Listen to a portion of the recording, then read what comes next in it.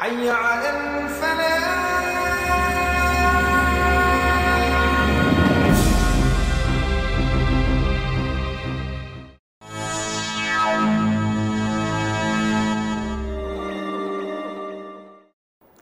Assalamualaikum warahmatullahi wabarakatuh. Sahabat kemanusiaan yang dimuliakan Allah, alhamdulillah kita berjumpa kembali dalam acara Front Talk Show. Kita bersyukur kehadirat Allah Subhanahu wa Ta'ala bahwa hari ini kita bisa menghadirkan salah satu tokoh nasional kita, yaitu Ketua Umum DPP Front Pembela Islam. Beliau adalah Kiai Haji Ahmad Sobri Lubis. Insya Allah nanti kita akan menggali lebih banyak apa itu FPI, bagaimana sejarah FPI dan bagaimana dakwah yang dilakukan FPI. Nah, di sini Ketua DPP Front Pembela Islam Kiai Haji Ahmad Sobri Lubis.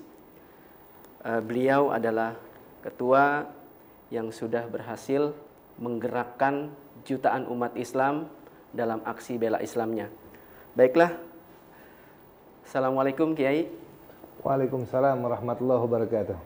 Alhamdulillah sehat Kiai ya. Alhamdulillah sehat walafiat. Kami bersyukur Kiai bisa hadir di acara ini dan mudah-mudahan nanti Kiai bisa memberikan informasi yang berimbang bagaimana tentang kegiatan FPI di Indonesia ini.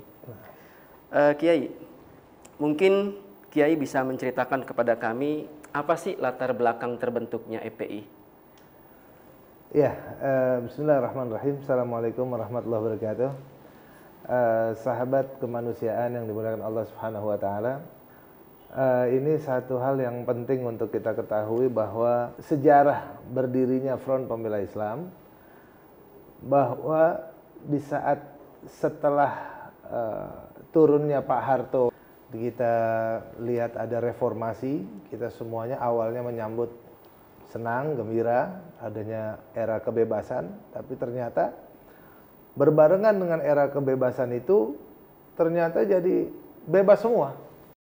Narkoba yang aneh-aneh yang kita nggak pernah tahu bebas di mana-mana, judi bebas di mana-mana, pornografi, porno aksi, kemudian adanya film-film porno, kemudian majalah porno dan lain-lain yang milik Indonesia bermunculan.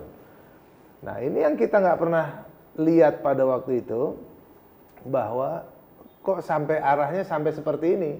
Di saat itu pemerintah dalam kondisi lost power, dia lagi nggak punya kekuatan, baik itu polisi ataupun itu tentara, nggak bisa berbuat apa-apa. Saat itu manusia sedang euforia kebebasan. Nah, saat itulah yang berkuasa itu mafianya. Di Indonesia ini mafia yang paling berkuasa.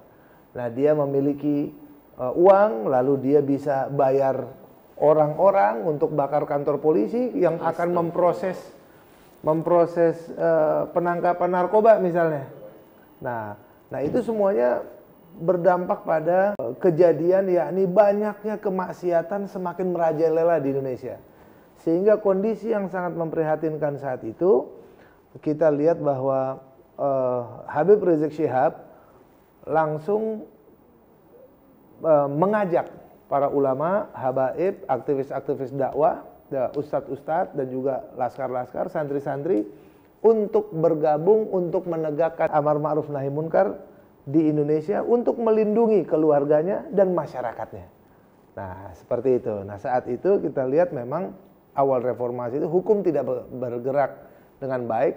Nah, ini harus kita melakukan dorongan dan juga bantuan kepada aparat penegak hukum agar mereka semakin pede, makin bangkit percaya dirinya untuk berani menegakkan hukum. Nah, kurang lebih seperti itu. Sehingga kita dirikan organisasi Front Pembela Islam. Tunggu, menarik Kiai. Itu kenapa pakai nama Front Pembela Islam? Mungkin Kiai bisa sedikit ceritakan bagaimana sejarah detail Front Pembela Islam itu berdiri. Ya, jadi memang kita melihat juga di saat reformasi itu ternyata ada gerakan-gerakan kiri yang kita lihat semakin cepat bergerak. Kita sebut di sini semacam kebangkitan komunis gaya baru. yang mendiskreditkan Islam. Nah, kemudian dari situ juga kita melihat adanya gerakan-gerakan ekstrim daripada kelompok-kelompok Kristen radikal yang ingin melakukan semacam kristenisasi ataupun juga membuat gerakan-gerakan seperti langkah-langkah penyerangan-penyerangan kepada umat Islam, kemudian juga terhadap syariat Islam, sehingga saat itu kita merasa perlu untuk ada satu kelompok yang menegakkan amar ma'ruf nahi munkar, ya, membela agama ini secara jelas, gamblang dan berani. Karena waktu itu yang dibutuhkan itu macam apa? Semacam kita berjuang membela negara ini, tahu-taunya Islam disingkirkan begitu saja. Nah, bahkan ada penghinaan-penghinaan, pelecehan-pelecehan terhadap Islam muncul. Nah, saat itulah maka dinamakan Front Pembela Islam. Nah, Islam itu yang bagaimana? Islam itu adalah rahmatan lil alamin, yang rahmat bagi sekalian alam. Nah, ini yang perlu kita bela. Nah, sehingga ada filosofi yang terdapat di dalam itu, bahwa di mana kita melihat Indonesia dihuni oleh mayoritas penduduknya umat Islam. Tapi kurangnya kontrol sosial, baik dari pemerintah maupun orsospol manapun terhadap umat Islam. Justru umat Islam mayoritas, umat Islam paling banyak dikenakan tindakan-tindakan kezaliman. Seperti kita lihat ada pembantaian di Tanjung Priuk, ada lagi pembantaian di Haur Koneng Majalengka, ada lagi di Nipah Madura, ada lagi pembantaian di Lampung, bahkan yang paling parah di Aceh, daerah operasi militer. Ya, inilah sahabat kemanusiaan yang dimana Allah Subhanahu wa taala. Kenapa jadi umat Islam yang penghuni negeri ini mayoritas, tapi justru kurang kontrol sosial ini. Nah, ini yang akhirnya membuat FPI harus bangkit pada waktunya, nah, untuk menunjukkan kepada dunia bahwasanya umat Islam itu umat yang baik, yang rahmatan lil alamin, tapi umat Islam tidak dinistakan, dizolimi, dan dia bukan orang yang semena-mena, dan juga tidak mudah untuk dilakukan kesemena-menaan terhadap umat Islam.